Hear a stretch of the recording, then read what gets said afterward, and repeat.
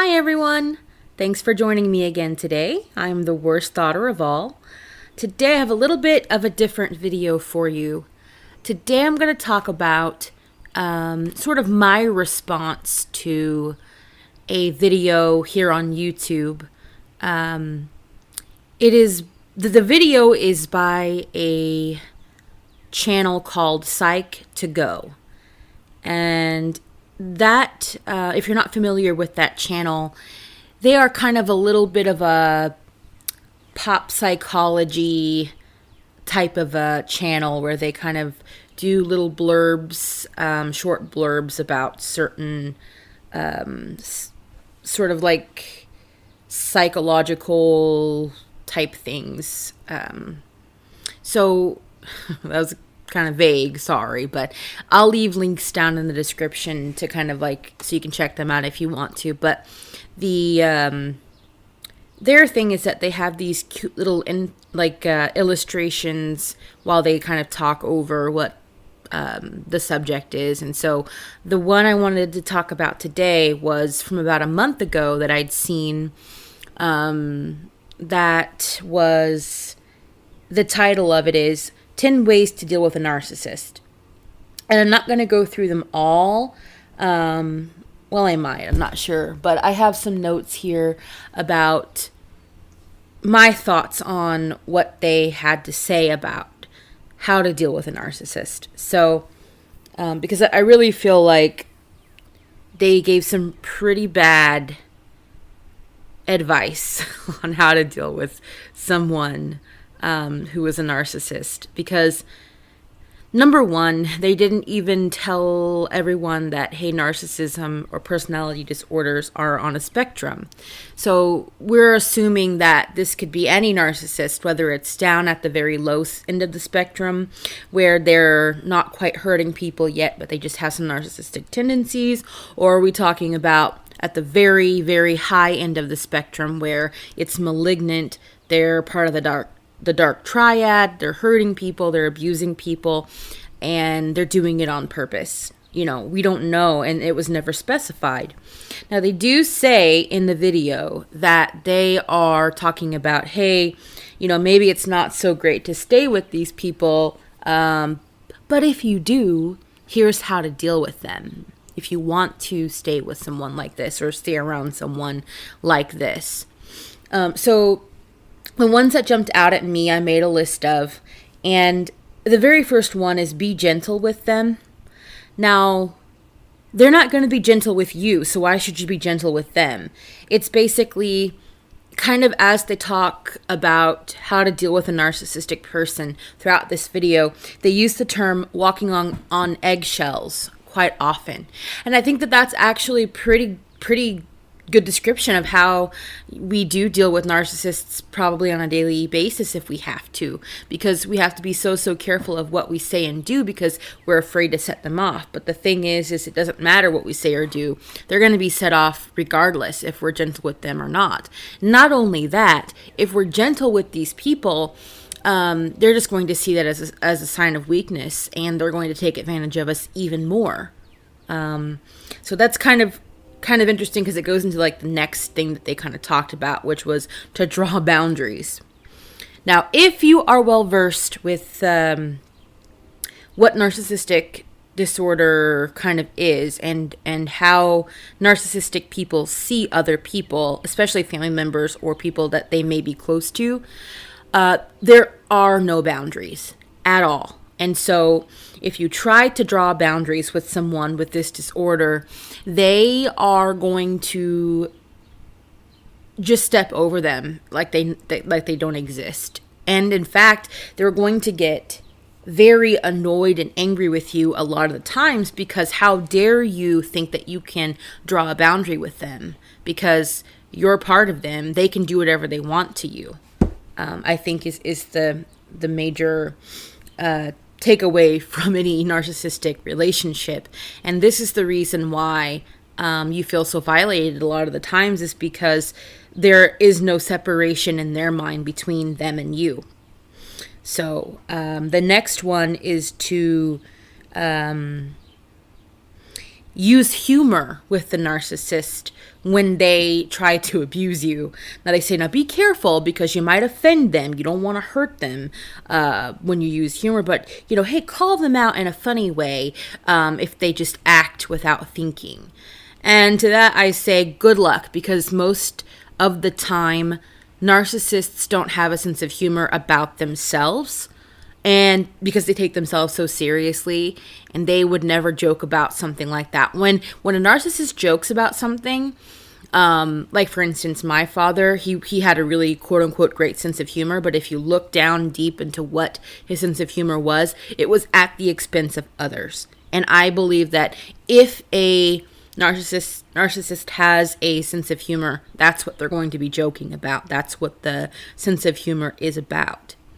So I don't think that's going to work. I think if anything, that's going to make things worse on you, because they may temporarily laugh at that point because, they feel the need to put up a front. But I think that at that point, they're going to be very resentful of you and be plotting a way to get back at you. So I think that that's just digging yourself deeper into a hole with them.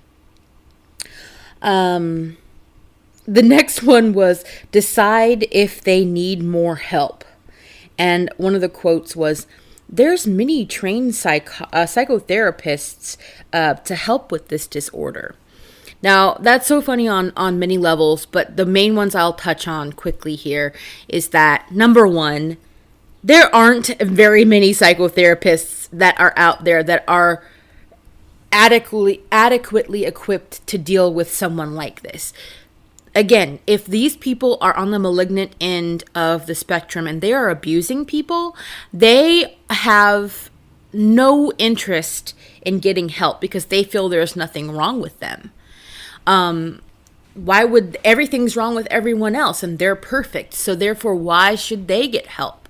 If anything, they may go to therapy with someone for a few times to try to manipulate the therapist against that victim or that survivor of abuse, but they're not going to go to try to make themselves better because they don't feel they need to get better. So that's just hilarious.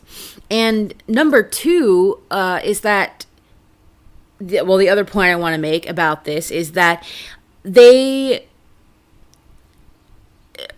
in our current system, mental health system, it's not as well known. Narcissistic abuse is becoming more and more of a buzzword, but really when it comes down to it, not a lot of people or therapists understand it completely because it is something that is still so covered up as far as what to look for. And it's easy because, again, therapists are human beings and a lot of them haven't dealt with this type of a person before in their own lives.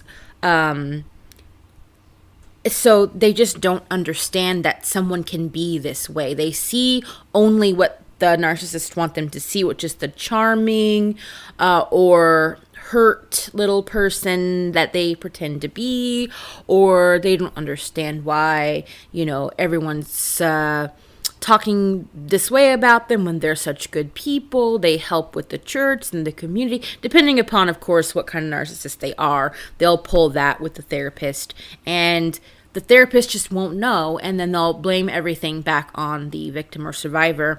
And that's the other point I want to make, is that a lot of the times these therapy sessions are made to be about, well, what was your part in this to the person who's going to therapy? And so if you're a victim or survivor of this type of abuse, you go to therapy and the person isn't well versed on this disorder or this type of abuse, they're going to make you feel guilty or shame you about what you did badly in the relationship and how it was your fault. Just because that's the way that a lot of this stuff goes, a lot of talk therapy and stuff like that. That's not to say that there aren't some great people out there in the field, but you really have to understand and look for, understand what to look for, and really interview your therapist or counselor, because there's a lot of people who just don't get it. And a lot of people who may be narcissists themselves in that situation and may actually somehow see you and want to abuse you because they recognize, oh, this is a person who will put up with this or has been through this. So the next one is remember to see the positives in this person. They are not their disorder. Well, that's true to a point. I'll use my father again as an example. My dad had some pretty good qualities to him. Unfortunately, they were overshadowed by his abusive, terribly, dangerously violent, and soul-crushing abusive ways. But hey, sometimes there were good times. But you know what? Just because there were good times doesn't mean I need to stay. And those good times, you start to question, were they calculated? Were they not? And that's the thing. I think that when you are thinking about someone and you're weighing the pros and cons of any situation, relationship, or what have you, I think that what you need to do is you need to step back and say, hey, ultimately, is this a good relationship? Would I want someone that I care about to be in this relationship? And if we weren't related or married or whatever, would I want to be with this person or around this person? Would I want my child to be around this person? And if the answer is no, act accordingly. The next is, or the last one is to accept them. They say, the quote is, nothing they're doing to hurt you is intentional. And this is the most hilarious one to me. Because again, are we talking about one end of the spectrum or all ends of the spectrum? Because they're not created equally. My thing is this. If you're talking about someone who's being abusive, whether that's a narcissist or a borderline or just anyone that's abusive without any kind of personality disorder, they know exactly what they're doing, and they're doing it for a reason. And so that is where I kind of got really upset about this this YouTube video, is because it's so damaging for someone who is in this type of a situation or relationship to hear this, because then they can just go off of, well, I can fix them and they don't know what they're doing. They're innocent. They don't mean to do it. When in reality, yes, they are. Yes, they do. And they want to hurt you, and they're being calculating. Now, again, it's one thing if someone is a narcissist and they're on the lower end of the spectrum because they have traits of, because they were raised by narcissists, or their circumstances of trauma from childhood put them to this whatever point. But if they're willing to get help and they're willing to stop because they are seeing that, oh, I'm hurting someone and I don't want to do that, then that's different. But someone who is being abusive and has been abusive for a long time is doing it on purpose. And they know that they have a choice to do this. And so that's where I'm drawing the line with this video. I'd like to know what you guys think, because I think that sometimes we have these types of videos that pop up online and that get popular, that give a lot of misinformation about things like this, and especially something as dangerous as this type of abuse or this type of person can be. It's important to sort of like set the record straight and kind of correct what they have to say, because to them, this channel, I should say, they may just be putting out some information that they think is correct, or that they don't really care and they just need content. And narcissism is the buzzword of the day. And so, they're really trying to just get their little views for that particular time period. But for someone who sees that and they're searching for ways to deal with a narcissist, they click on this, and that gives them the reason to keep staying with someone who's abusing or hurting them. And I just can't abide by that. So, or agree with that. So I'm going to go ahead and end the video here. Thanks again for watching, and I'll see you in the next one. Bye.